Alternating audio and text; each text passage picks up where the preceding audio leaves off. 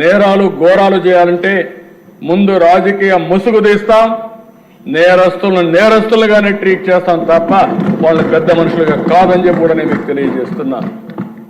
ప్రజలకు సెక్యూరిటీ ఇవ్వాల్సిన బాధ్యత మాది. లా అండ్ ఆర్డర్ మెయింటైన్ చేస్తాం, ఆడబిడ్డల శీలాన్ని కాపాడుతాం, ఆస్తుల్ని కాపాడుతాం, భద్రతకు భరోసా ఇస్తాం.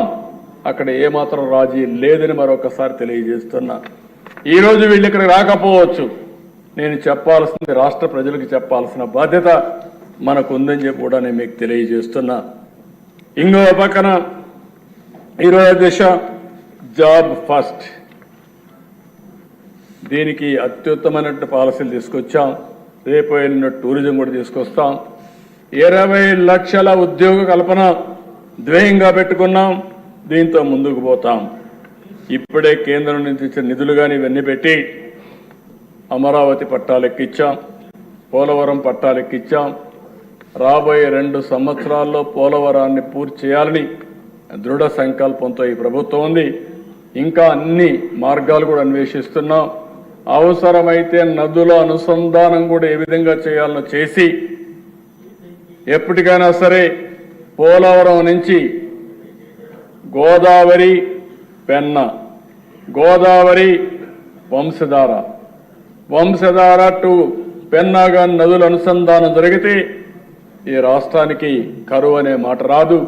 ప్రతి ఒక్క ఎకరాకు నీళ్లు ఇచ్చే ఇది వస్తుంది.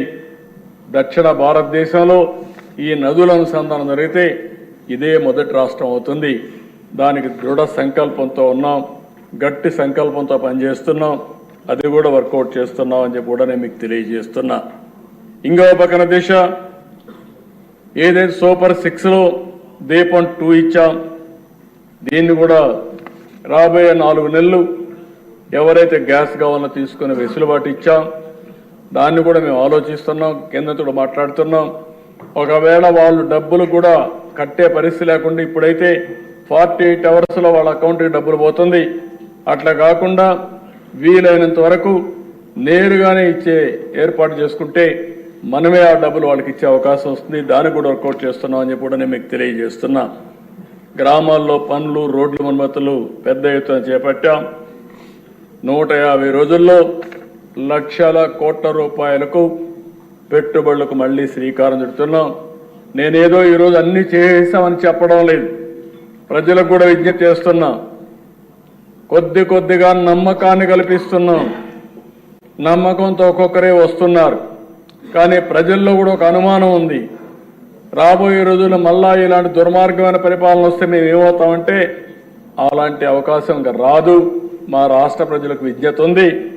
వాళ్ళ భవిష్యత్తు కోసం మేము అన్నీ చేస్తున్నాం. కాబట్టి ధైర్యంగా వచ్చి పెట్టుబడులు పెట్టండి, ఆ పెట్టుబడులకు భరోసా మాదని చాలా స్పష్టంగా హామీ ఇస్తున్నాం. దానివల్ల ఫలితాలు, మెరుగైన ఫలితాలు వచ్చే పరిస్థితి వస్తామని కూడా నేను మీకు తెలియజేస్తున్నాను. ఇంకో పక్కన దిశ చెత్త పన్ను మీద వేసిన ట్యాక్స్ రద్దు చేశాం.